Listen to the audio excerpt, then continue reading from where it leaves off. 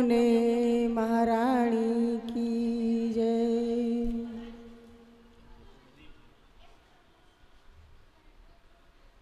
सच्चिदानंद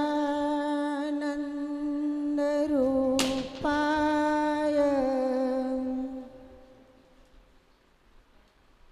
विश्वोपत्यादिहेतवे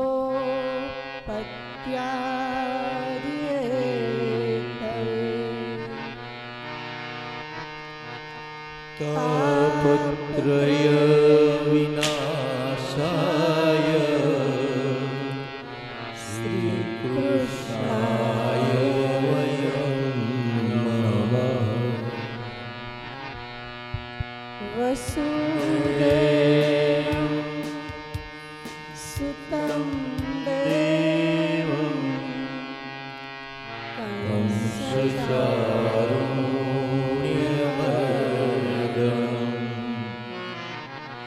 देवकी परमानन्दं कृष्णं वन्दे जगद्गुरुं। कृष्णं वन्दे जगद्गुरुं। करोति वाचालं पंगुं लङ्घयते गिरिं। यत्कृपातमहं वन्दे परमानन्दं माधवम्। श्रीकृष्णाय वासुदेवाय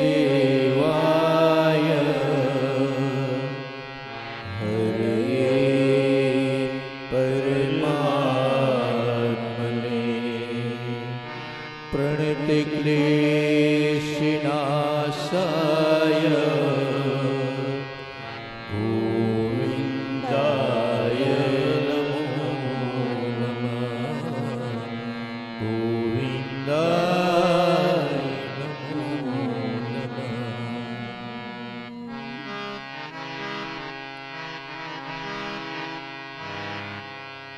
अदरं मधुरं हृदयं मधुरं नयनं मधुरं हसितं मधुरं हरणं मधुरं वदनं मधुरं नयनं मधुरं हसितं मधुरं हृदयं मधुरं गमनं मधुरं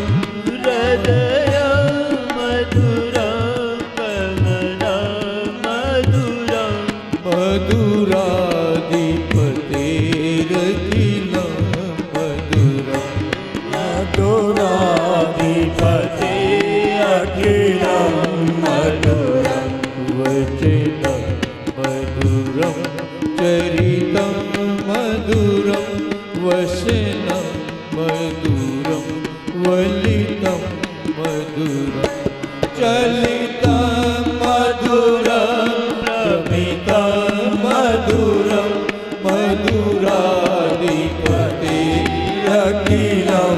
मधुरं रेणु मधुरो रेणु मधुरो पाणि मधुर पाणि मधुर मूर्त्या मधुरं संख्या मधुरं मधुराधिपतेरखिलं मधुरं चित्तं मधुरं प्रीतं मधुरं भूतं मधुरं सुतं मधुरं रूपं मधुरं तिलकं मधुरं मधुराधिपतेरखिलं मधुरं करणं मधुरं करणं मधुरं हरणं मधुरं स्मरणं मधुरं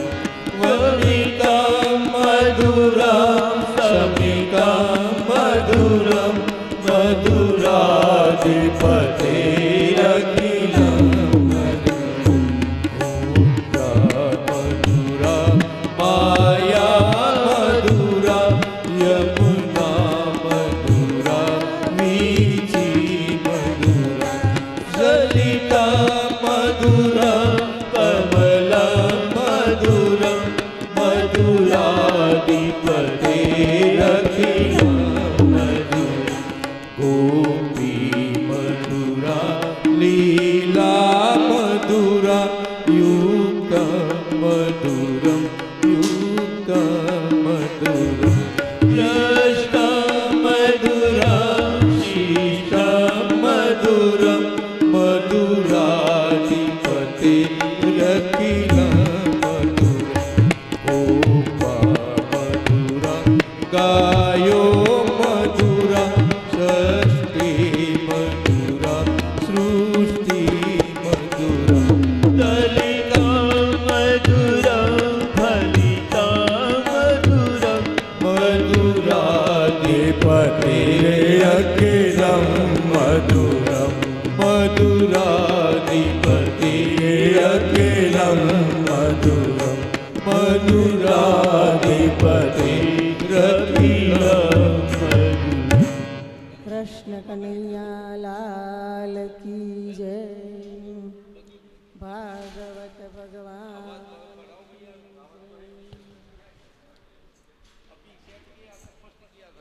સદગુરુ દેવ કી જય. ગંગા મૈયા કી જય. યમુના મૈયા કી જય.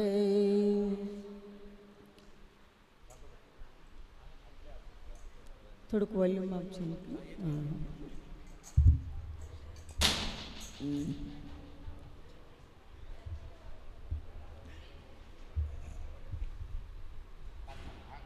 હેલો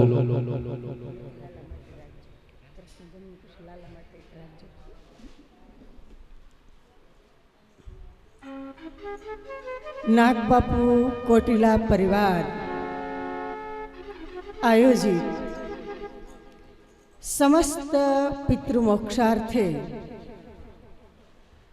શ્રીમદ ભાગવત જ્ઞાન યજ્ઞના ચતુર્સત્રમાં સર્વ ભક્તજનોને મા ગંગા મૈયાની ગોદમાં કનખલ ક્ષેત્રે આપ સૌને જય શ્રી કૃષ્ણ. કાલે વામન અવતાર સુધી આપણે કથા શ્રવણ કર્યું. ત્યાર પછી મત્સ્યાવતારની કથા આવે છે. સત્યવ્રત નામના એક મહાન રાજા થયા. કૃતમાલા નદીને કિનારે તપશ્ચર્યા કરતા હતા. સ્નાન કરવા ગયા ત્યારે એક માછલીને તરતી જોઈ એણે કહ્યું કે મારું રક્ષણ કરો, મને મોટી માછલી મારી નાખશે. રાજાને દયા આવી, એના કમંડળમાં લઈ આવ્યા.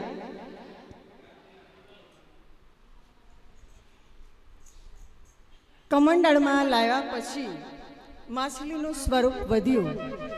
મને આ જગ્યા સાંકડી પડે છે, થોડુંક વિશાળ સ્થાન આપ.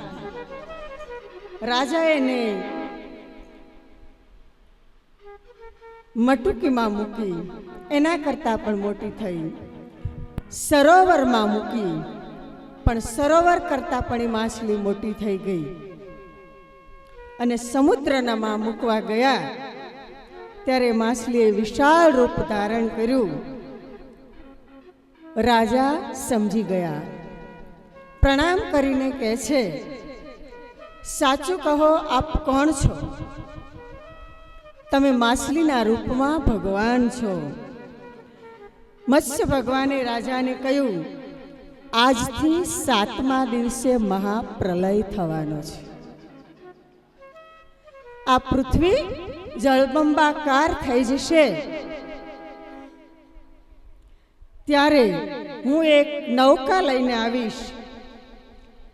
તું સપ્તર્ષિઓ સાથે આ નૌકામાં બેસી જજે. વાસુકી વડે નૌકાને મારા શિંગડા સાથે બાંધી દેજે અને જ્યાં સુધી પ્રલય શાંત ના પડે ત્યાં સુધી હું સમુદ્રમાં ફરતી રહીશ અને તને બચાવી લઈશ. સત્યવ્રત રાજાએ મત્સ્ય ભગવાનને પ્રણામ કર્યા. બોલીએ મત્સ્ય નારાયણ ભગવાન કી જય. પ્રલય થવાનો હોય કે પછી કોઈ સંકટ આવવાનું હોય, ભગવાન પોતાના ભક્તની રક્ષા માટે અગાઉ વ્યવસ્થા કરે છે અને પ્રણામ કરે છે. ત્યાર પછી ચવન ઋષિની કથા છે. ચવન ઋષિ એટલે આયુર્વેદ શાસ્ત્રના મહાન પ્રણેતા. લગભગ બધાને ખ્યાલ હશે કે શિયાળામાં અથવા ક્યારેક 12 માસ પણ શારીરિક તંદુરસ્તી માટે આંબળાના બનાવેલા એક રસાયણને, જો દવા નથી રસાયણ છે, ઔષધિ અને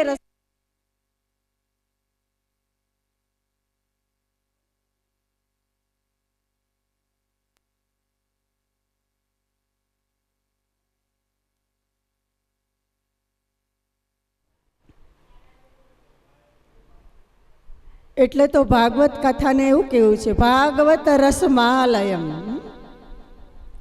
ભવરોગ ઔષધિ. શક્તિ માટે, સ્ફૂર્તિ માટે ચ્યવનપ્રાશનું સેવન ઘણા કરતા હોય છે, જે આંબળામાંથી બને છે. એ ચ્યવનપ્રાશ ના પ્રણેતા, ચ્યવનપ્રાશ જેવી તો અનેક ઔષધિઓના પ્રણેતા ચવન ઋષિ તપ કરતા હતા. એમાં ચવન ઋષિની પાસે એક કન્યા આવી. એણે જોયું એટલો બધો તપ થયું કે આખા શરીર પર રાફડો થઈ ગયો હતો અને અંદરથી 2 આંખો જ દેખાતી હતી. બાળ સહજ છે. મન થયું કે આ શું દેખાય છે, જોઉં તો ખરી. હાથમાં શૂળ કાંટો લઈ અને રાફડાની અંદરથી જે 2 આંખો દેખાતી હતી, મેં 2 આંખોમાં મારી દીધી. ચવન ઋષિ અંધ થયા. એના પિતાજી આવી અને અયાતિ શયાતિ રાજાએ કહ્યું કે બેટા આ શું કર્યું તે? ત્યારે ચવન ઋષિએ કહ્યું કે હવે મારી સેવા કોણ કરશે? ત્યારે સુકન્યા નામની રાજકુમારીએ કહ્યું કે હું તમારી જિંદગીભર સેવા કરીશ. પછી તો એવી કથા છે કે એટલી બધી સેવા કરી કે એના સતીત્વથી, એની સેવાથી ચવન ઋષિને દિવ્ય દ્રષ્ટિ પ્રાપ્ત થઈ. ત્યારબાદ નાભાગની કથા છે. નાભાગ વિષ્ણુના પરમ ભક્ત હતા, ધર્માત્મા હતા. નાભાગના પુત્ર અંબરીશ પ્રભુની રાજા હોવા છતાં પ્રભુની જાતે સેવા કરતા. અમુક કાર્ય જાતે કરવું જોઈએ. આપણે નથી કહેતા જેટલું થાય એટલું તો આપણાથી કરીએ. પરાધીન સપને હું સુખ નાહી. પરાધીનતા જેવી જિંદગીમાં કોઈ બીજી લાચારી કે મજબૂરી નથી. અંબરીશ રાજા જાતે સેવા કરે, ધર્મપરાયણ, 1 વર્ષ સુધી દ્વાદશી વ્રત કર્યું. સદભાગ્યે આજે એકાદશી છે. શરીરની ક્ષમતા પ્રમાણે વ્રત કરવું, કારણ કે દેહ ધર્મ ખલુ સાધનમ.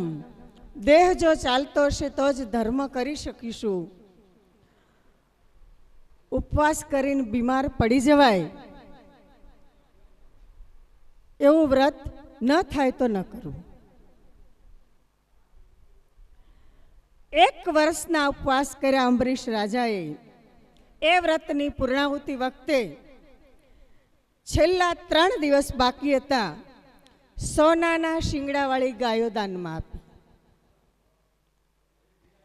બરાબર અને પારણા કરવાનો સમય થયો, દુર્વાસા ઋષિ આવ્યા.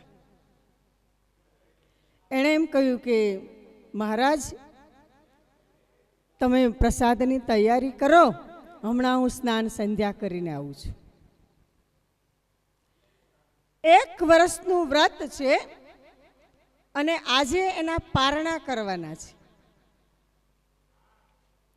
દુર્વાસા ઋષિ આંગણે આવ્યા છે, સ્નાન કરવા ગયા છે. હવે ઘરે અતિથિ હોય અને એને છોડી અને જમી કેમ લેવું? કારણ કે આપણે તો અતિથિ દેવો ભવ કહીએ છીએ. આ બાજુ 12 વાગ્યાને થોડીક જ વાર હતી. શું કરું? જો પારણા ન કરું તો 1 વર્ષના વ્રતનું ફળ કઈ રીતે મળે? ધર્મ સંકટ છે. એક બાજુ પારણાનો સમય થયો છે અને એક બાજુ અતિથિને ભોજન બાકી છે. રાજાએ વિચાર્યું, શું કરું? મધ્યાહને 1 ઘડીની વાર હતી ત્યારે એવો નિર્ણય લીધો કે જળપાન કરી લો, પ્રસાદ નહીં લઉં. એટલે પારણા છોડ્યા પણ કહેવાય અને જમ્યા પણ ન કહેવાય. થોડી વાર બાદ દુર્વાસા ઋષિ આવ્યા. રાજાએ પારણું કરી લીધું છે એમ માની એને કહ્યું કે તે મને મૂકીને ભોજન કરી લીધું? તને આટલું બધું અભિમાન છે? પોતાની જટા ખોલી એમાંથી એક કૃત્યાને બોલાવી, તું આ રાજાને મારી નાખ. અતિશય ક્રોધ. દુર્વાસાએ શ્રાપ આપ્યો અને ક્રોધ કર્યો, એવા તો પ્રસંગો ધર્મશાસ્ત્રમાં બહુ આવે છે. કૃત્ય હાથમાં ખડગ લઈ ધરતી ધ્રુજાવતી દુર્વાસાના કહેવાથી અંબરીશ રાજાને મારવા આવી. ત્યાં વિષ્ણુ ભગવાનનું સુદર્શન ચક્ર દુર્વાસાની પાછળ પડ્યું. 1 વર્ષથી જે મારું વ્રત કરે છે એવા ધર્મપ્રિય, સત્યનિષ્ઠ, વિપ્ર સેવક એ નિર્દોષ રાજાને મારવા માટે તમે કૃત્ય મોકલી. દુર્વાસા બધા લોકમાં ફરી વળ્યા. ઇન્દ્રલોક, સ્વર્ગલોક, શિવલોક, ગંધર્વ, અક્ષ, કોઈ આશરો નથી આપતું. ભગવાનનું સુદર્શન પાછળ છે, અમે તમને રક્ષણ કેમ આપીએ? ઇન્દ્ર કે મારું ઇન્દ્રાસન જાય. ત્યારે બ્રહ્માજી પાસે આવ્યા કે પિતાજી આમાંથી બચાવો. બ્રહ્માજીએ કહ્યું, જેની ભૂલ કરી છે એની માફી માંગો.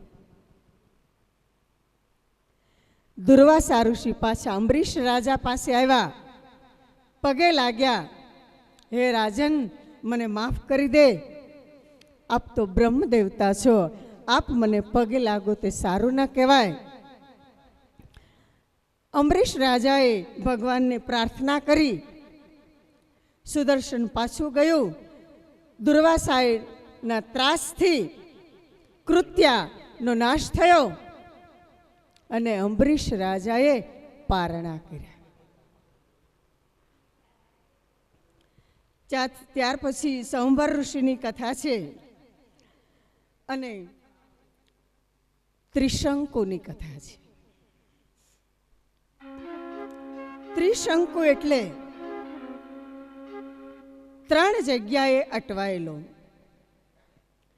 ત્રિશંકુના નીતિ વિરુદ્ધ આચરણને કારણે એને શાપ મળ્યો હતો. એટલે વિશ્વામિત્રને લીધે અધવચમાં લટકી ગયો, ન પૃથ્વી પર ગયો ન નીચે આવ્યો. એના ગુરુએ એવું એને કહ્યું હતું કે હું તને સદેહ સ્વર્ગમાં મોકલીશ. આજ સુધી સદેહ સ્વર્ગમાં કોણ ગયું છે? યુધિષ્ઠિર મહારાજ. રાજા કહે મને મોકલો તો સદેહ મોકલો, તમારા માટે કોઈ વસ્તુ અશક્ય નથી. એ સૃષ્ટિ વિરુદ્ધ કૃત્ય કરાય એ મારાથી ન થાય. ત્રિશંકુ વશિષ્ઠ બાપજીના દીકરા પાસે ગયા કે તમારા પિતા મને સદેહ સ્વર્ગે મોકલી શકે એમ નથી, એટલે હવે હું એની પાસે યજ્ઞ નહીં કરાવું. જો શિષ્યોનો કાંઈ ભરોસો નહીં હો, ક્યારે ગુરુ બદલી નાખ્યું. વિશ્વામિત્ર બાપજી અને વશિષ્ઠ રુચિ વચ્ચે તો વર્ષોથી હરીફાઈ ચાલે છે. બ્રહ્મદેવની અનુમતિ લઈ ત્રિશંકુને સમજાવ્યો, શ્રદ્ધાપૂર્વક સ્નાન કરાવ્યું અને એની જે સદેહે સ્વર્ગમાં જવાની મહત્વાકાંક્ષા હતી સમજાવી. ગ્રહ નિર્માણની જેમ જે માણસ જન્મ્યો તે આ પૃથ્વી પર મૃત્યુ પામે અને પછી એનો આત્મા જઈ શકે કર્માનુસાર. ત્રિશંકુએ જીદ મૂકી દીધી. એ જ ત્રિશંકુના પુત્ર હરિચંદ્ર. હરિચંદ્રને કોઈ સંતાન નહોતું. નારદજીના કહેવાથી વરુણ દેવને શરણે ગયા. હે વરુણ ભગવાન, મારે ત્યાં સંતાન પ્રાપ્તિ થશે તો હું તમારું પૂજન કરાવીશ. એટલે હરિચંદ્રને ત્યાં રોહિત નામનો પુત્ર થયો. પુત્ર જન્મતાની સાથે વરુણને આવીને કહ્યું કે હે રાજન, મેં તારી ઈચ્છાની તૃપ્તિ કરી છે, હવે મારું યજન કર. કોઈ પણ સંકલ્પ સરળ ભાષામાં કહીએ તો માનતા એવી ન લેવી કે આપણાથી પૂર્ણ ન થાય. કારણ કે જેનું લીધું છે એને આપવું પડે. મને ખ્યાલ છે મુંબઈના એક વણિક, ઓળખું છું એને, એણે પણ ગિરનાર જુનાગઢ એવી માનતા કરી કે હે ગુરુ દત્તાત્રેય, હે અંબા મૈયા, મારે ત્યાં પુત્ર રત્ન પ્રાપ્ત થાય તો હું ગિરનારના પગથિયે પગથિયે એના વજન જેટલી સાકર વેચીશ. આજે માનતા કરશું ને કાલે કરશું. દીકરો 20 વર્ષનો થઈ ગયો અને ગિરનારના 10,000 પગથિયા. 20 વર્ષના દીકરાનું વજન અને 10,000 ગણું, કેટલી સાકર જોઈએ. છતાં એણે તો પૂર્ણ કરી. તો એટલા બધા સંપત્તિવાન હતા કે અંબાજીની ટૂંક સુધી એને લાઈટ નખાવી દીધી. પણ વાત હું એ કહેવા માંગુ છું કે એવી માનતા ન કરવી કે જે કરવામાં વિલંબ થાય અથવા આપણે પહોંચી ન શકીએ. શુભ વિચાર કરાય, સંકલ્પ નહીં. મારી ઈચ્છા છે કે હું આવું કરીશ, પણ હું કરીશ જ એમ બોલીએ એટલે બંધાઈ જઈએ છીએ. વરુણ દેવે અને પછી જે તે ઈષ્ટદેવનું એ કાર્ય આપણે પૂર્ણ ન કરીએ તો થોડુંક આપણા માનસમાં જ્યારે કષ્ટ આવે ત્યારે વિચાર પણ આવે કે આ માનતા પૂરી નથી થઈ એટલે કદાચ આવું થયું છે. હરિચંદ્ર રાજાને વરુણ દેવે કહ્યું, દીકરો થોડો મોટો થવા દો, પછી હું તમારો યજ્ઞ કરીશ. ચાલ્યા ગયા. ફરીવાર યાદ અપાવી. હજી તો એને દૂધિયા દાંત આવ્યા છે. નવા દાંત આવે ત્યારે પવિત્ર યજ્ઞ કરીશ. ફરીવાર એક ક્ષત્રિયનો દીકરો છે એ બખ્તર પહેરેવડો થાય ત્યારે હું તમારો યજ્ઞ કરીશ. બધાની જાણીતી અને સાંભળેલી કથા સત્યનારાયણ ભગવાનની કથા. પેલા વણિકે નક્કી કર્યું હતું કે મારે ત્યાં પુત્રી રત્ન મળે, પ્રાપ્ત થાય તો હું હે સત્યનારાયણ ભગવાન તમારી કથા કરીશ. પછી તો દીકરી તો મોટી થઈ પણ દીકરીને પરણાવી દીધી તોય કથા ન કરી. એટલે એ કથામાં શું આવે છે કે શું પરિણામ આવ્યું કે સસરો ને જમાઈ બંને પરદેશ વાણ લઈને કમાવા ગયા. રાજાએ ચોરીનો આક્ષેપ નાખ્યો અને એને જેલમાં પૂર્યા. ત્યારે પેલી કલાવતી પાડોશમાં ક્યાંય સત્યનારાયણ ભગવાનની કથા સાંભળવા ગઈ. માએ પૂછ્યું, મોડી કેમ આવી બેટા? કે સત્યનારાયણ ભગવાનની પૂજન થતું હતું, હું ત્યાં ગઈ હતી અને એને યાદ આવ્યું કે અમે આ માનતા ભૂલી ગયા છીએ. પછી તો કહે છે કે સત્યનારાયણ ભગવાન મારા પતિ અને જમાઈ ક્ષેમ કુશળ ઘેર પાછા આવે તો હું પૂજા કરીશ. પૂજા કરતા હતા અને વાણ ઘરે આવ્યા. પ્રસાદ લીધા વિના ગઈ. વળી વાણ અધવચ્ચે અટવાણા. બોલેલું કરીએ નહીં તો ક્યારે આપણી જિંદગીનું વાણ અધવચ્ચે અટકાઈ જાય કાંઈ ન કહેવાય. યથાશક્તિ સંકલ્પ કરવો. બધું જ ભગવાન સ્વીકારે છે. વિદુરજીની ભાજી ખાય, શબરીના બોર પણ ખાય, એ 56 ભોગ જમનારો છે. હા, આજે તો મારે જી રામકથા લેવી છે અને પછી આપણે નંદ ઉત્સવ પણ કરવો છે. 56 ભોગને લીધે સ્મરણમાં આવી ગયું કે કાલે ગોવર્ધન પૂજન કરીશું. એટલે બધું તો તૈયાર જ છે, પણ આપણે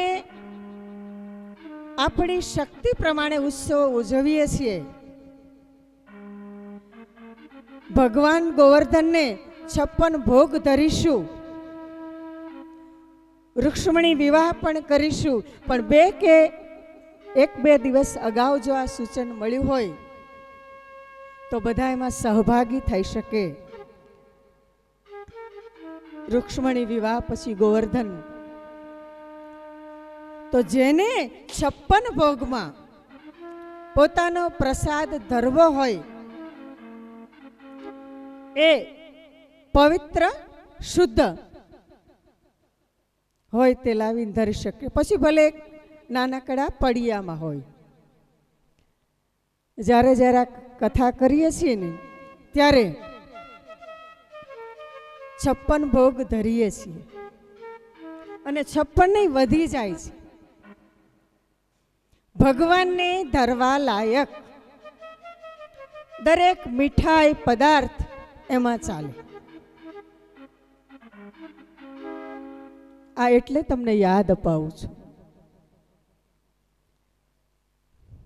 અને એમાંય જો સેવાભાવી સેવકગણ હોય ને, ઉત્સાહી હોય, તો જ આ બધું થાય હો. નહીતર તો બહુ મોટી કથા હતી. કંઈ કોઈનું ટીકા કરવાનો હેતુ નથી, પણ 2 દિવસ અગાઉ કહ્યું હતું કે 56 ભોગ કરવા હોય તો એવું કાંઈ ન થાય. વામનજી તો કે એવું કાંઈ ન થાય. પણ હું તો ગર્વથી કહું છું, હંસાબેન એનો સમગ્ર પરિવાર એટલો બધો સહકાર મને કાયમ મળ્યો છે એનો, કે કથામાં સંખ્યા કેટલી છે એ નહીં, પણ વિધિસર બધી કથા થવી જોઈએ. એક એક પ્રસંગ ઉજવવાના, અને એના માટે બહુ મહેનત જોઈએ.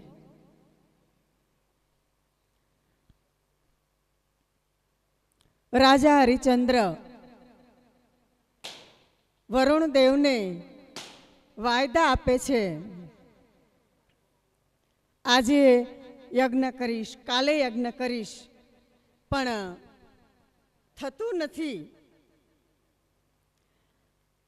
વરુણ દેવ કોપાયમાન થયા,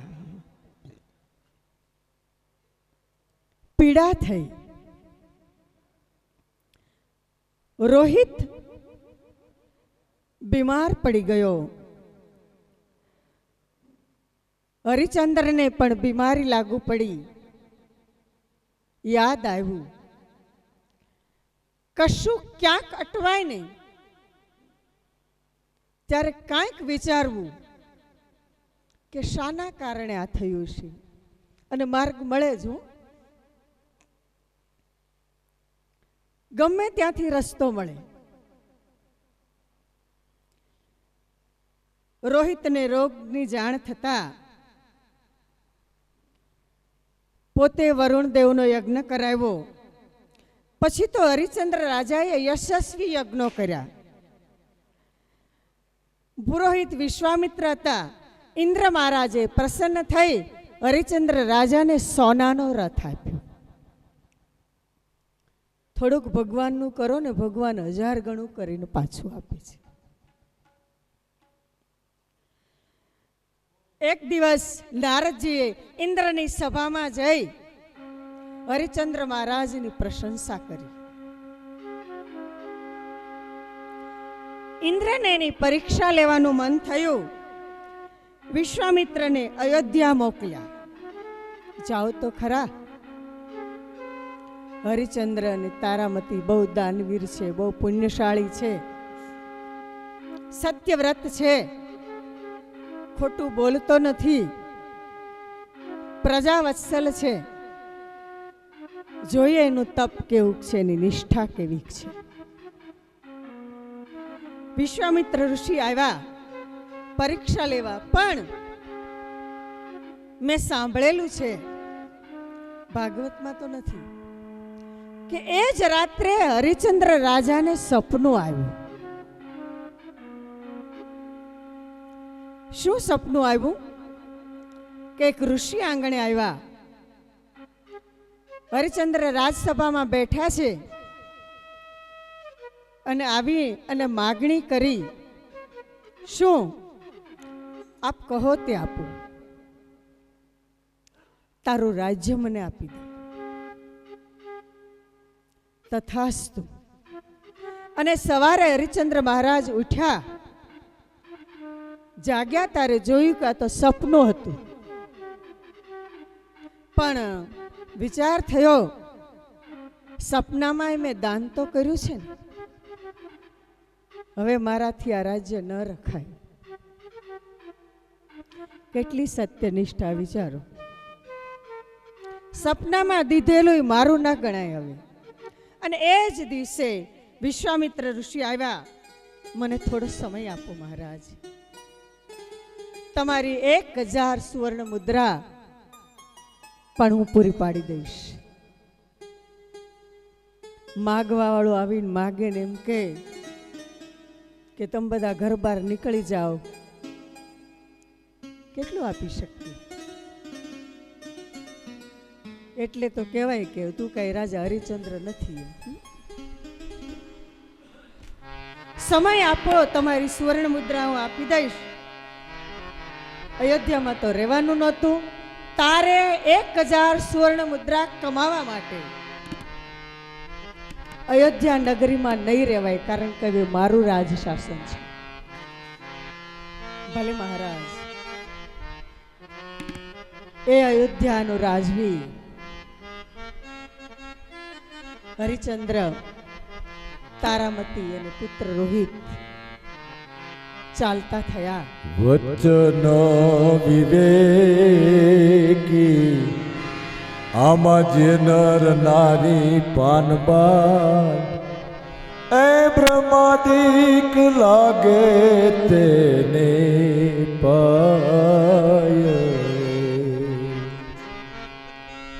વચનોમાં સમજે તેને મહાસુખ થાવે ને, એને કરવે થાય.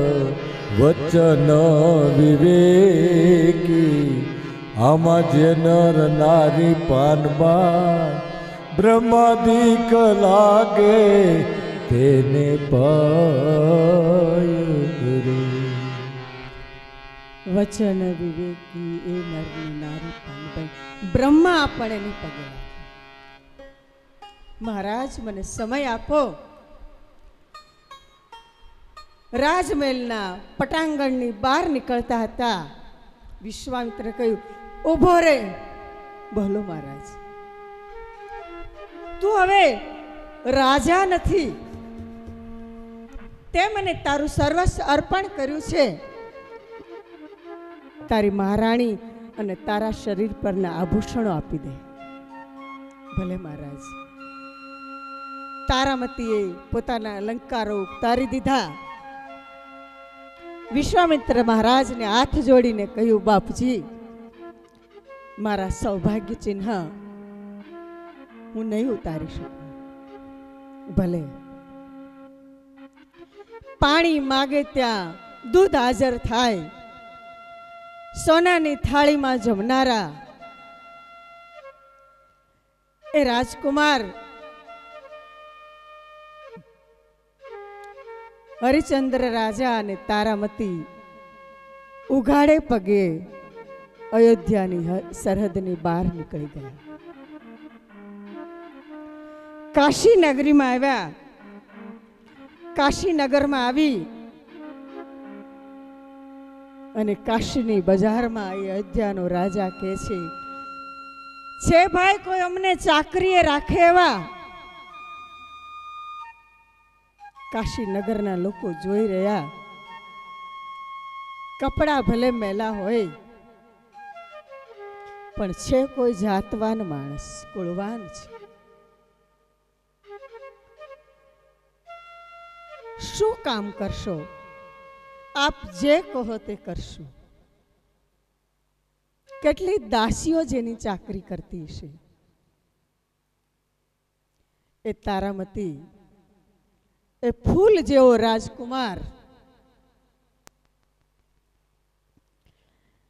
તારામતી અને રોહિતને એક બ્રાહ્મણને ત્યાં વેચવામાં આવ્યા.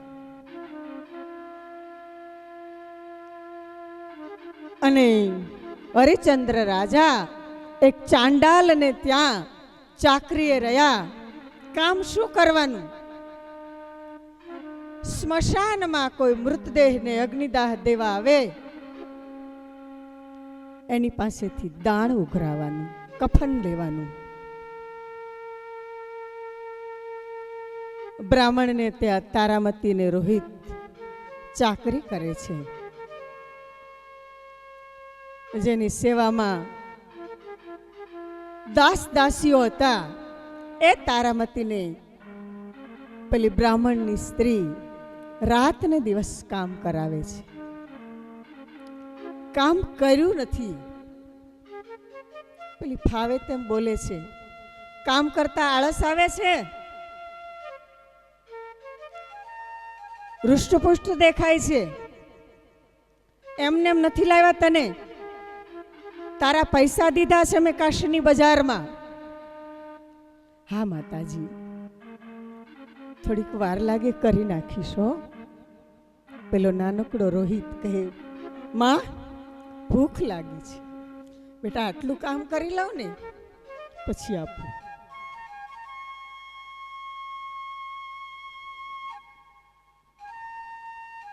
વાસણ સાફ કરે, એઠું જે વધ્યું હોય રોહિતને જમાડે છે.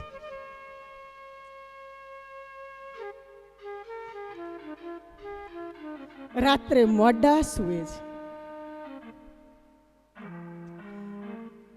હરિચંદ્ર રોહિતને યાદ કરે,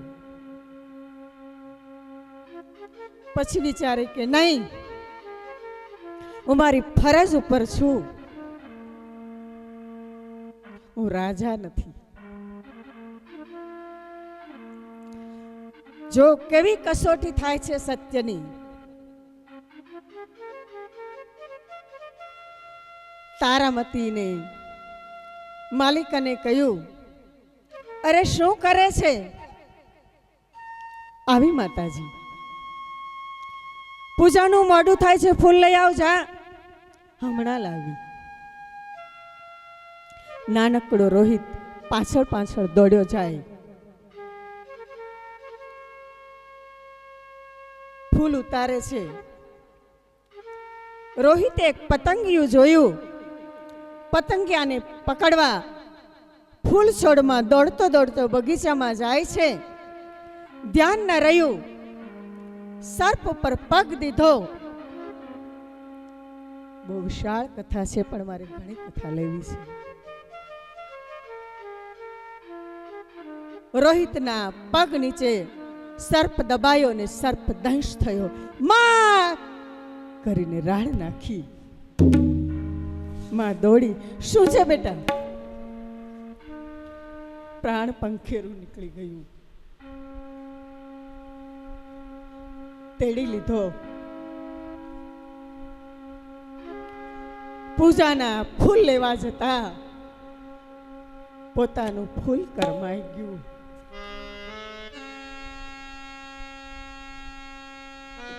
હરિચંદ રાજા રાજ્યો રે, નિસઘેરે પાણી ના ભરે રે, નિસઘેરે પાણી ના ભરે. એ હાલો મેરે સાધુ રામ, આ લખિયા નહીં તો મટે, લખિયા નહીં તો મટે રે. આ જવતલ જરા નહીં ઘટે રે, મેરે રામ સાધુ રામ, આ લખિયા નહીં રે મટે. વિધિના એ જ મહાનિર્માણ. સત પકડી લેવું બહુ અઘરું છે. રોહિતને તેડ્યો. ફૂલ ઓસરીની કોરે મૂક્યા. પેલી બ્રાહ્મણી ફાવે તેમ બોલે છે, ખબર નથી પડતી, મોડું થયું, શું કરે છે? તારા છોકરાને રમાડવા માટે તને અમે નથી લાવ્યા. એ અયોધ્યાની મહારાણી એક શબ્દ ન બોલી. શું થયું છે આને? શું જવાબ આપે? માતાજી, આને સર્પદંશ થયો છે. અરે બહાર લઈ જા, બહાર લઈ જા. અમૃતદેહને અમારા ઘરમાં ન રખાય, અપશુકન થાય, ઘર અમારું ભળાય. સાચી વાત છે. તારામતી રોહિતને લઈ કાશીનગરના સ્મશાન ઘાટ પર આવ્યા. એક અયોધ્યાના રાજકુમારને ઓઢાડવા કફન નથી.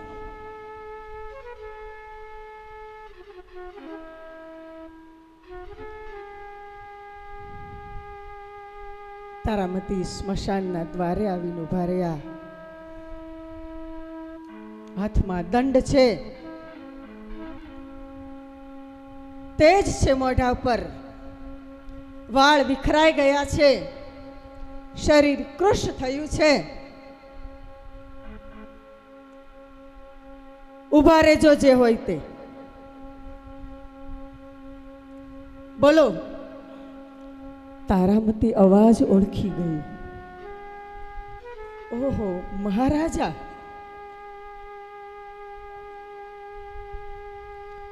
જવાબ ના આપ્યો. આગળ વધી, ઉભા રહેજો,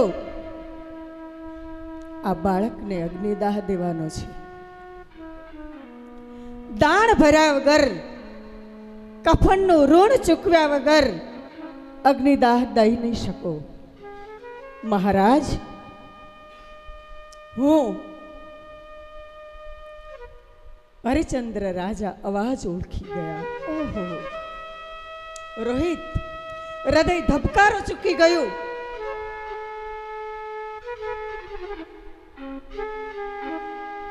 તારામતી છે અને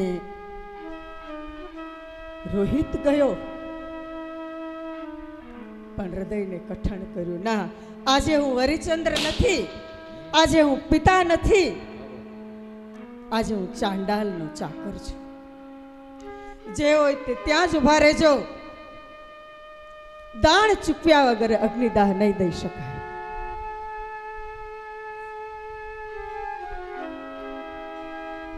એ ફૂલને લઈ તારામતી કાશીનગરની બજારમાં પાછી આવી.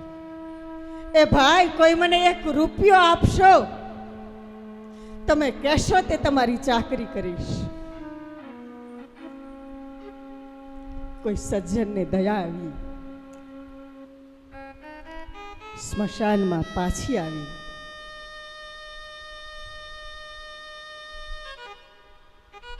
લ્યો આપનો દાન. કહેવાય છે કે રોહિતને એ સ્મશાનની અંદર સોડાવ્યો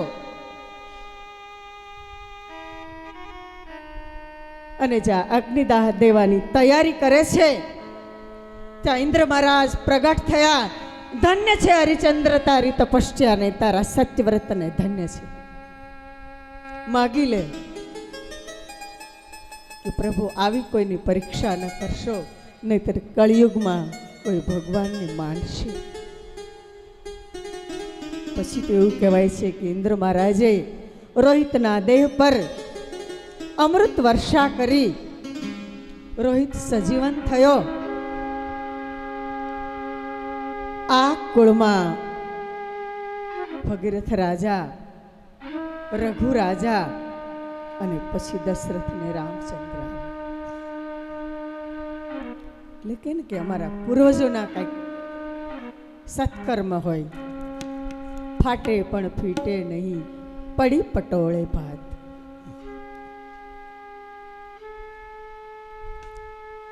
બહુ અઘરું છે. સગર રાજાની કથા આવે છે. રોહિતના પુત્રનું નામ હરિત, એનો ચંપ. એ જ વંશમાં સગર રાજા થયા. સગર રાજાના પુત્રોએ અશ્વમેઘ યજ્ઞના ઘોડાને બાંધી દીધો. કપિલ દેવના આશ્રમમાં ગયા. ચવન ઋષિની જેમ એને ચોર માન્યા.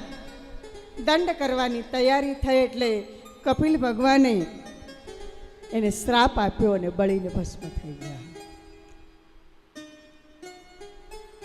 એ 60,000 સગર પુત્રોના મોક્ષાર્થે બ્રહ્માજીને પ્રાર્થના કરી કે ધરતીમાં જો ધરતી પર ગંગા મૈયા આવે તો તમારા 60,000 પુત્રોનો ઉદ્ધાર થાય. કેટલા હજારો વર્ષ પછી આ ધરતી પર માં ગંગા આવી છે. સગરના અંશુમાન એને પેઢીમાં ત્રીજી પેઢીએ અંશુમાન થયા. અંશુમાને તપ કર્યું, ત્યાં એનું આયુષ્ય પૂર્ણ થઈ ગયું. માણસની જિંદગી કેટલી. અંશુમાના દિલીપ એણે આખી જિંદગી પોતાના વડવા, પોતાના પિતૃઓને મોક્ષ માટે તપ કર્યું. ગંગાજી ન આવ્યા અને દિલીપના પુત્ર ભગીરથ,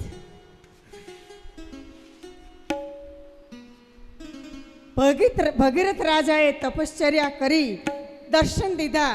હું તારા પર પ્રસન્ન છું, તને વરદાન આપું છું, પણ તું મને ધરતી પર લઈ જઈશ કઈ રીતે?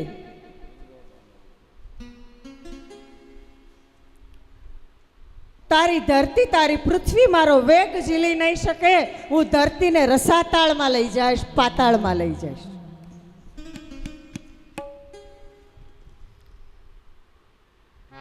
તો એના માટે શું કરવું? ફરીવાર ભગીરથે તપ કર્યું, શિવજીને પ્રસન્ન કર્યા. હે પ્રભુ, હે ભોળાનાથ, માં ગંગાને આપ હિમાલયમાં સ્વીકારો, તમારી જટામાં સ્વીકારો. શિવજીને એમ થયું કે ગંગાને અભિમાન આવ્યું છે.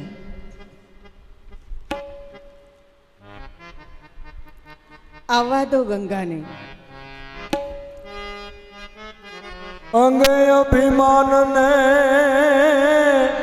આકાશેથી ઉતર્યા, એથી પડતા તા ધોધ માણી જટામાં ગંગાજી રે જટામાં ગંગાજી.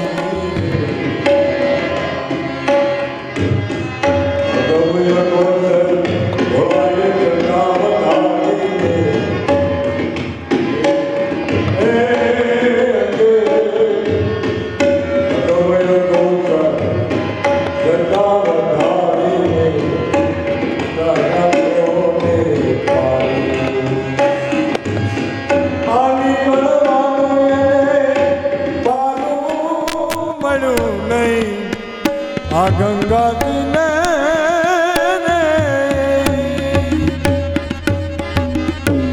એ મારું મળ્યું નહીં, એ જીવનમાં બહુ જો જાણી જટામાં ગંગાજી રે માણી જટામાં ગંગાજી રે માણી. વિનંતી સુણી એ ભગીરથ કેરીને પાડ્યું બિંદુનું એક પાણી, તેમાંથી ને 3 એ ધારા પ્રગટી, તેમાંથી ને 3 ધારા ને પ્રગટી, એ ચિત્રણ નામે ઓળખાણી, કે જે વિશ્વમાં બીજે ક્યાંય ઉજવી શકાતું નથી. પરદેશના લોકો આવી અને એટલું જ વિચારે છે કે લાખો માણસો, એ તો એની ભાષામાં કહે ને કે ડિસિપ્લિનથી કઈ રીતે એક સાથે રહી શકે. ન કોઈ કાયદા કાનૂનની જરૂર, ન કોઈ વ્યવસ્થાની જરૂર. વ્યવસ્થા ઘણી હોય છે, પણ જેમ એક કુટુંબ ભેગું થઈ આજે આપણે બધા અહીંયા છીએ એ રીતે સહકારથી રહે, એમ લાખો માણસો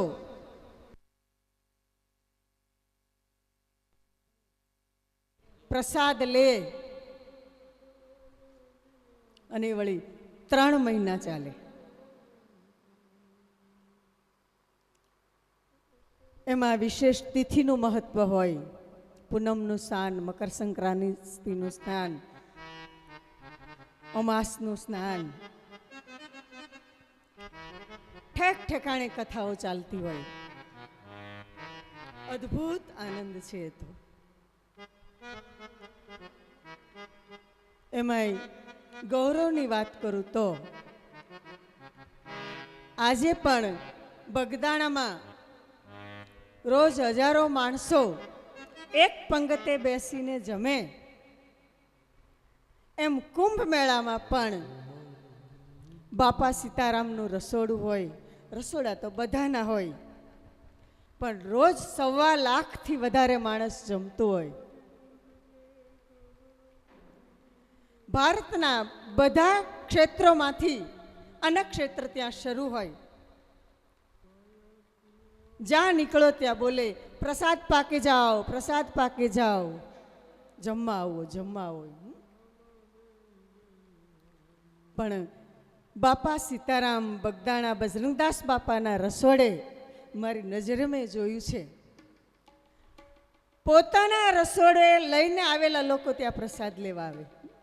કારણ કે હિન્દી બોલતા હોય એટલે આપણે ખ્યાલ આવી જાય.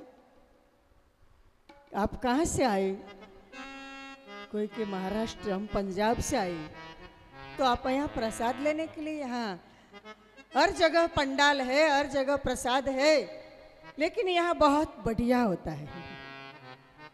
અને ગૌરવની વાત એ છે કે રોજ 1 લાખ માણસ જમે તો બગદાણામાં જેમ જમાડે ને એમ ત્યાં પણ પંગતે જમાડે. 500 માણસને પંગતમાં બેસાડીને જમાડવું ને એ અઘરું છે. બાપા સીતારામ બોલો ને પ્રસાદ લેતા જાઓ, અને કોઈ દી ખૂટ્યું નથી. એ આ ગંગા વાત એ કરતી હતી. એમાં ભૂસ્તર શાસ્ત્રીઓ, ખગોળ શાસ્ત્રીઓ પણ આવે. 2012ના કુંભમાં એવું સંશોધન થયું, એમાં માત્ર સાધુ સંતો ભજન કરે ને પ્રસાદ લે નહીં, પૃથ્વીની, પર્યાવરણની, નક્ષત્રોની, ગ્રહોની, હવા પાણીના શુદ્ધિકરણની, આ ધરતીની રક્ષા માટે શું કરી શકાય એના પર નિર્ણયો અને સંશોધનો થાય છે. ત્યારે જગતભરના એ વૈજ્ઞાનિકો જે ભેગા થયા એવા નિર્ણય પર આવ્યા. જો સત્ય વાત કરું છું કે આ ધરતી પર અત્યારે પીવા લાયક પાણી માત્ર 12% છે, શુદ્ધ પાણી. અને એમાં માત્ર ને માત્ર જો હવે મનુષ્ય જાતને બચાવી શકે તો ગંગાજળ, ભારતની દેશી ગાય અને ગૌમૂત્ર. એટલે એ લોકોએ તો સ્વીકારી જ લીધું છે કે માટીના મકાનો બનાવીએ, ગાયનું દૂધ પીએ. પણ આપણે કહીએ છીએ ને કે આપણો એક સ્વભાવ પડી ગયો છે, આપણું ત્યાં જઈને પાછું આવે ત્યારે આપણે એને ગૌરવ આપીએ. પતંજલિનો યોગા થઈને આવે ત્યારે આપણે વિચારીએ કે આ તો મૂળ આપણું છે. એ ભગીરથ રાજાના પ્રયાસથી ગંગા મૈયા ધરતી પર આવ્યા, સગરના 1000 પુત્રોનો ઉદ્ધાર કર્યો. એમ નહીં, આજ સુધી ગંગા મૈયા બધાની મનોકામના પૂરી કરે છે. અને બધાના પરિવારના સંકલ્પ પ્રમાણે પિતૃનો ઉદ્ધાર કરે છે. હજી જગતનો કોઈ વૈજ્ઞાનિક સાબિત કરી શક્યો નથી કે ગંગાજળમાં શું એવું તત્વ છે કે જે કલુષિત, પ્રદૂષિત થતું નથી. ઘરના માટલામાં 8 દિવસ પાણી રહેવા દો ને તો પીવા જેવું ન રહે. આ 8મી પેઢી એવું ને એવું નીકળે.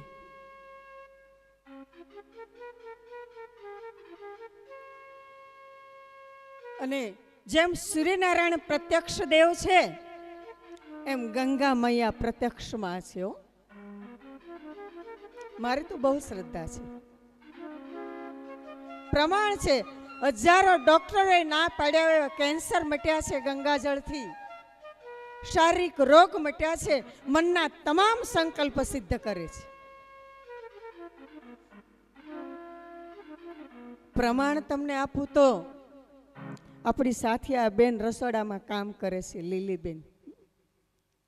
તો આપણી સાથે સેવામાં જ આવ્યા છે, 2 જણા બિચારા, બધા સેવામાં જ.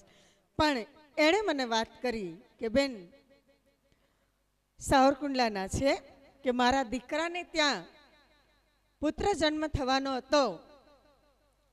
7મે માસે પ્રસવ થાય તો બાળક જીવે નહીં. બાળ ચિકિત્સક સાવરકુંડલાના ભરતભાઈ હશે કોઈ, એ ડોક્ટર સાહેબને બતાવ્યું. એમણે કહ્યું કે 2માંથી 1 બચે, બાળક તો નહીં બચે. ત્યારે બેન કે મેં પ્રાર્થના કરી કે હે ગંગા મૈયા, મારો પૌત્ર જો જીવિત રહેશે, સરળ રીતે એનો જન્મ થશે તો હું તને પગે લગાડવા આવીશ કે બેન મારો દીકરો આજે 13 વર્ષનો છે. અને હું જ્યારે કુંભ મેળામાં બધે મારાથી થાય એવી સેવા કરવા આવું છું. ડોક્ટર ના પાડી દે એને માં બચાવે છે. પ્રત્યક્ષ દેવ છે. અને હું તો ત્યાં સુધી કહું કે અનુભવ કરવાની છૂટ છે, પરીક્ષા નહીં હો, અનુભવ. ત્યાર પછી ખટવાંગ ની કથા છે કે દેવ દાનવનું યુદ્ધ હતું. ખટવાંગ રાજાએ દાનવોને હરાવ્યા, દેવો પ્રસન્ન થયા.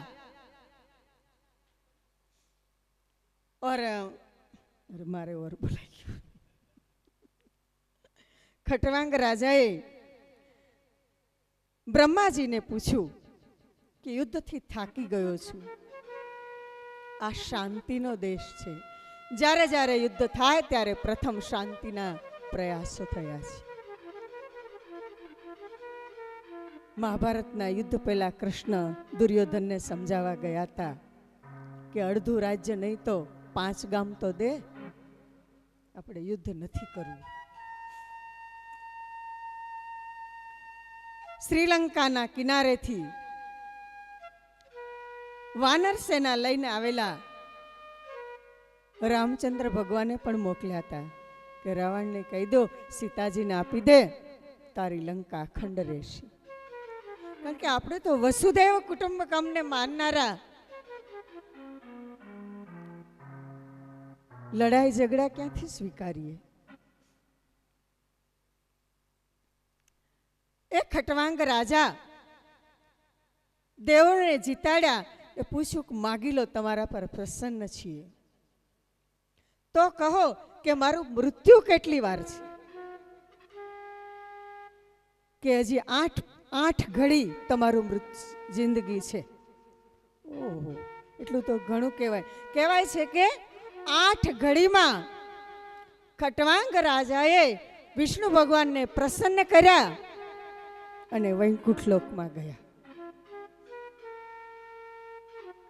ત્યારે સુખદેવજી મહારાજ પરીક્ષિતને કહે છે કે તારા પૂર્વજોમાં ખટવાંગ રાજાએ તો 8 ઘડીમાં ભગવાનને મેળવ્યા, તો તારી પાસે તો 7 દિવસ છે અને આપણી પાસે 7 દિવસ છે. ખટવાંગના દીર્ઘબાહુ, એના રઘુના અજ અને અજના દશરથ. આ હરિચંદ્ર રાજાની કથા છે. એક એક પાત્રને લ્યો ને, એક એક પેઢીને લ્યો, સત અને સંસ્કાર ધરબાયેલા પડ્યા છે. રઘુ રાજા વિશે તો એવું કહેવાય છે ગંગા કિનારે તપ કરતા હતા. વાયુદેવ પવનદેવ પ્રસન્ન થયા. માગી લો રઘુરાજા, આપ પ્રજાવત્સલ છો, પ્રસન્ન છું. હે પવનદેવ, તમે જો મને વરદાન આપવા માંગતા હો તો એટલું આપજો. આ રઘુવંશના કાળની વાત છે કે મારા દેશની કોઈ બેન દીકરી ચાલી અને ગંગા કિનારે આવતી હોય, નાનકડું બાળક સાથે હોય, થાક લાગ્યો હોય. કાલે બધા નીલકંઠ યાત્રા કરી આવ્યા, થાક તો લાગી. પણ થાકના ઘણા પ્રકાર છે. આનંદનો થાક એ થાક નથી, એ તીર્થ દીક્ષા છે.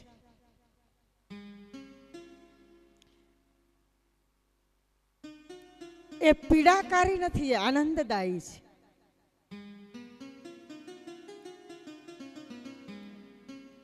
નથી કહેતા કે નાનકડી દીકરી ભાઈને તેડીને જતી હતી ને કોઈ સંતે કહ્યું, એ બેન તને ભાર નથી લાગતો? એને કહ્યું, નહીં, મને ભાર શેનો લાગે, તો મારો ભાઈ છે. એમ તીર્થયાત્રા કરીએ ને પણ શરીર થાકે, મન પ્રસન્ન થાય છે. થાક તો પેલો મનને લાગે છે. મનને લાગે એટલે શરીરને લાગે છે. રઘુરાજાને પવનદેવે કહ્યું, રઘુરાજા માગી લો, મારા દેશની કોઈ બેન દીકરી યાત્રાએ જતી હોય, નાનકડું બાળક હોય, થાકીને કોઈ ઝાડની નીચે વિશ્રામ કરવા બેસે અને એને થાકને લીધે નિંદ્રા આવી જાય, તો હે પવનદેવ, એ સમયે આપ એવી રીતે વહેજો કે એના શરીરનું વસ્ત્ર ઉડીને જાય. મારા બે દેશની બેન દીકરીની ઇજ્જતની રક્ષા કરજો. પોતા માટે તો આ રઘુવંશમાં કોઈ નથી, કાંઈ નથી માગ્યું. રંતી રાજા, આ જ પરિવારમાં રામકથા નથી કરવાની હો. દશરથ રાજા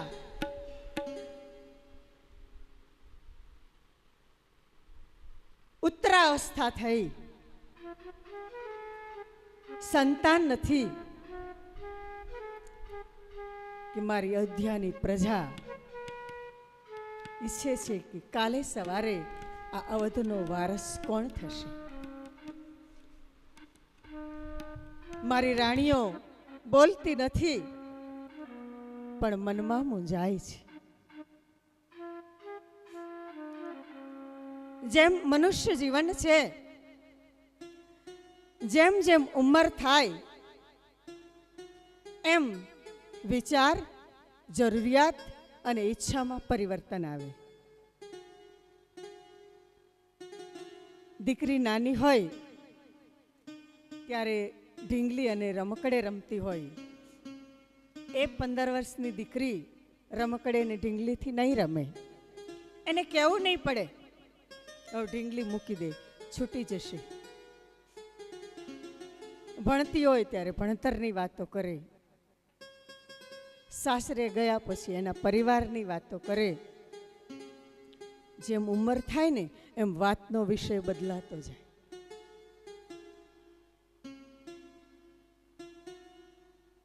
બાર વર્ષની દીકરી, 18 વર્ષની દીકરી એની બેનપણીઓ સાથે શું વાતું કરે? તમારે કેટલા માર્ક આવ્યા, કેટલામો નંબર આવ્યો? લગ્ન થાય ને પછી ભેગા થાય શું પૂછે કે તમારા પરિવારમાં બધા કેવા છે? ખાસ તો પૂછે સાસુ સસરા બધા સારા છે. ત્યાર પછી ભણવાની વાત નહીં આવે ને રમકડાની વાત પણ નહીં આવે. વિષય બદલી ગયો. અને એ જ બે બેનપણીઓ કે જે ભાઈબંધ જે હોય તે એ 45 વર્ષના થાય અને ભેગા મળે ત્યારે શું પૂછે? દીકરા દીકરીઓ કેટલા છે, કેવડા થયા? પછી સમય શું આવે?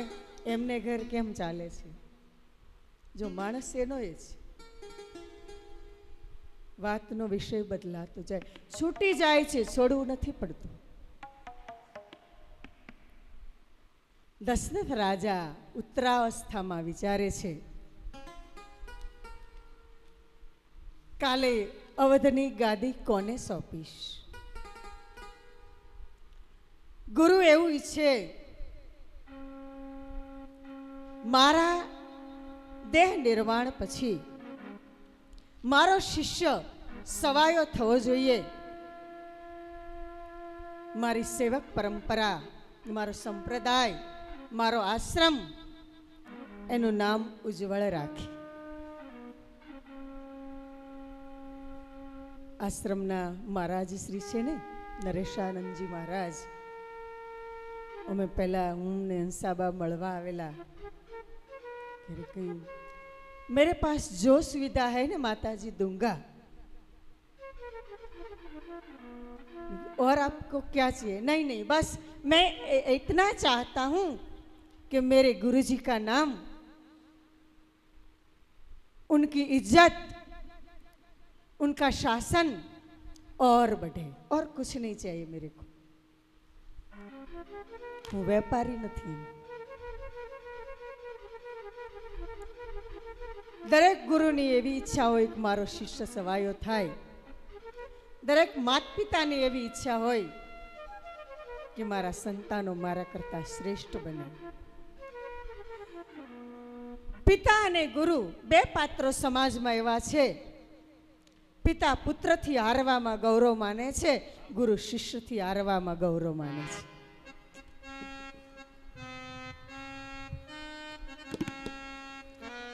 દશરથ રાજા વશિષ્ઠ ઋષિ પાસે ગયા, વાત કરી. વાત કરવાનું ઠેકાણું હોય હો. મનવા પરગર જાય કે દુઃખ ન કહીએ કોઈ, ઠેક ઠેકાણે ગાવા ન બેસાય.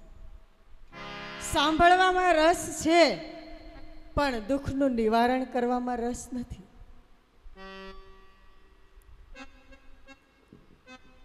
પોતાના વડીલ, પોતાના ગુરુજી, પોતાના ઈષ્ટદેવ ત્યાં જઈ અને કહેવું અને એનું કહેલું સાંભળવું. ગુરુના ગુણનો નહીં પાર, અનુગ્રહ જાણે એ સંસાર. એવાનો એણે ગયો અવતાર, આવો ને જે સલરાયા પર પ્રેમ થકી મળે રે. એ પૂરા સંત હોય ત્યાં જઈને ભળે એ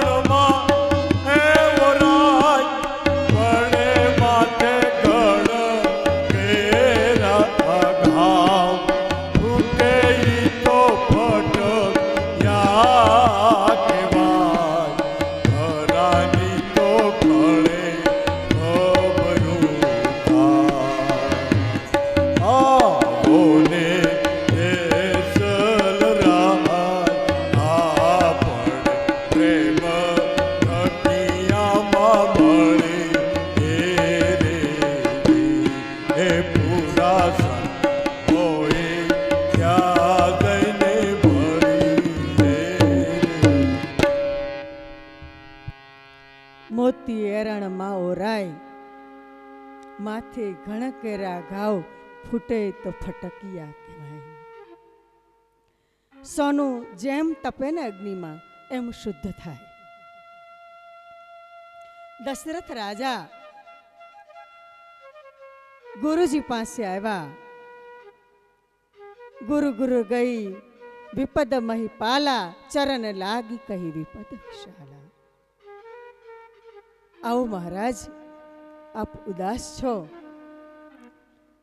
ગુરુજીને કહે છે કે પ્રભુ, માણસ છું ને,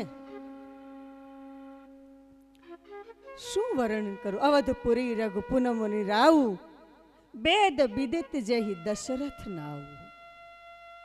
વેદ જેના વખાણ કરે છે એવા દશરથ રાજા છે અયોધ્યાના. ધર્મ ધુરંધર ગુણનિધિ જ્ઞાની. દશરથ રાજાનો પરિચય આપ્યો. ધર્મ ધુરંધર છે, ગુણવાન છે, જ્ઞાની છે. અને પછી હૃદય ભગતિ મતિ સારંગ પાણી. હૃદયમાં ભક્તિ છે અને એની મતિ, એની બુદ્ધિ વિષ્ણુ ભગવાનમાં સ્થિર છે.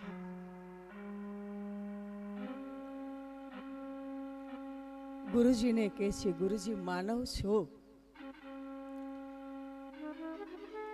આખરે તો ગ્રહસ્થી છું ને, રાજકુમાર નથી. વશિષ્ઠ બાપુજીએ કહ્યું, મહારાજ, આપની વ્યથા હું પામી ગયો. ધરવું ધીર હોય ઈ સુતચારી, ત્રિભુવન વિભત અખિલ ભયહારી. ધીરજ રાખો, તમારે ત્યાં 4 પુત્રોનો જન્મ થશે. પણ એ માટે તમારે પુત્ર કામેષ્ઠી યજ્ઞ કરાવવો પડશે. આપ કરાવો, મારાથી ન કરાવાય. જેણે જન્મથી કોઈ ગ્રસ્તના ઘરનું અન્ન ના ખાધું હોય તે જ આ યજ્ઞ કરાવી કરી શકે. કોને કહું? શૃંગી ઋષિને. શૃંગી ઋષિ એટલે શમિક ઋષિના પુત્ર, જેણે પરીક્ષિત મહારાજને શ્રાપ આપ્યો છે કે આજથી 7મે દિવસે તક્ષક કરડવાથી તારું મૃત્યુ થશે. કૃષ્ણ અવતારથી આજે આ રામાવતારમાં દશરથમાં સમયમાં પણ, દશરથજીના કાળમાં, રામના કાળમાં પણ એ શૃંગી ઋષિ છે. વશિષ્ઠ બાપુજીના આમંત્રણથી શૃંગી ઋષિ આવે છે, પુત્ર કામેષ્ઠી યજ્ઞ કરાવે છે. યજ્ઞદેવ, યજ્ઞ નારાયણ ભગવાન ચરુ લઈને આવે છે. પ્રગટ થાય છે, તમારી રાણીઓની યોગ્યતા પ્રમાણે વહેંચજો. યોગ્ય સમયે તમારે ત્યાં 4 પુત્રોનો જન્મ થશે. પ્રસાદ કૌશલ્યાને આપ્યો, કૈકેયીને આપ્યો, સુમિત્રાને આપ્યો. કૌશલ્યા અને કૈકેયી બંને બહેનોએ સુમિત્રાને 2 ભાગ આપ્યા. સુમિત્રાજી બોલ્યા, કૈકેયી અંબા, કૌશલ્યા મૈયા, 2 પ્રસાદથી મારી કુખે જો 2 પુત્ર રત્નનો જન્મ થશે તો તમારા 2 પુત્રોની સેવામાં મારે 2 દીકરા આપી દઈશ. લક્ષ્મણજીને રામની સેવામાં સમર્પિત કર્યા અને શત્રુઘ્નને ભરતજીની સેવામાં. ક્યારેય સુમિત્રા બોલ્યા નથી કે તમે મારી સેવા કરો. હમણાં મેવાસાની કથા પૂરી કરી. દુજરેજ ગાદીપંથી રબારી સમાજના ઈષ્ટદેવ સમાન જેને લોકો પૂજે છે એ કણીરામ બાપુ ત્યાં પધારેલા. એણે કહ્યું કે અમારી ઠાકર પરની શ્રદ્ધા માતા હજી એવી ને એવી છે. હજી એ દુધરેજની જગ્યા માટે અમારા રબારી સમાજની માતાઓ જે નિસંતાન હોય તે સંકલ્પ કરે છે અને કહે છે કે એ દુધરેજના ઠાકર, મને 2 દીકરા દઈશ ને તો 1 દીકરો હું તારી સેવામાં આપી દઈશ. એ કણીરામ બાપુ હમણાં જ બોલ્યા ગત 10 તારીખે કે માતાજી હજી દર વર્ષે અમારા દુધરેજની જગ્યામાં 8 થી 10 દીકરા આવે છે.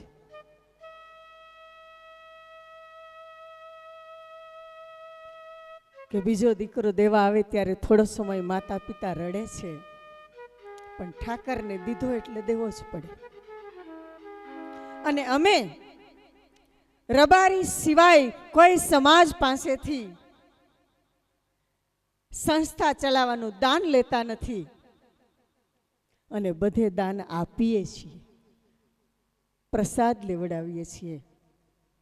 પણ એ સમાજની એકતા જુઓ. હજારો દીકરીઓ ભણે છે, હજારો દીકરાઓ ત્યાં છે અને ચાલે છે. તો સુમિત્રા મૈયાએ કહ્યું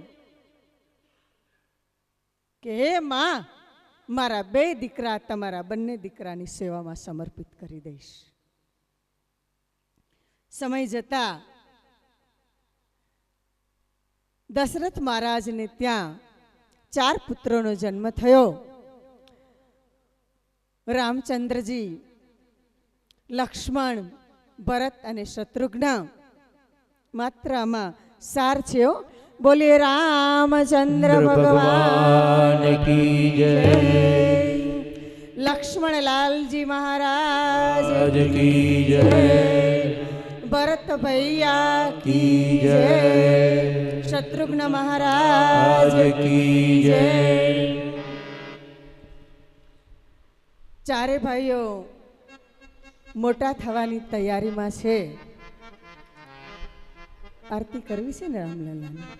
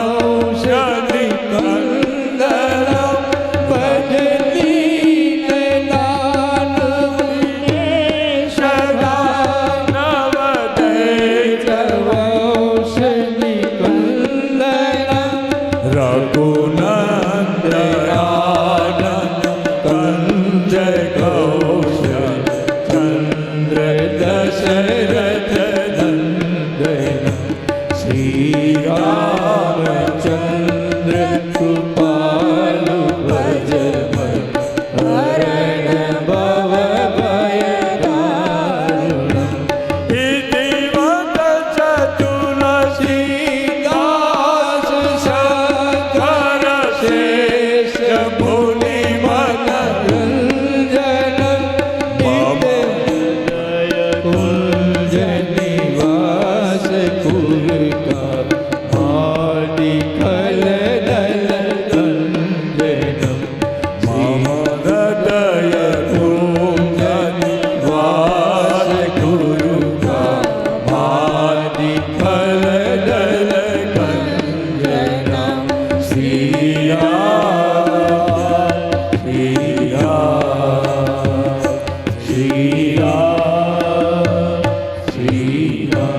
બોલો રામચંદ્ર ભગવાન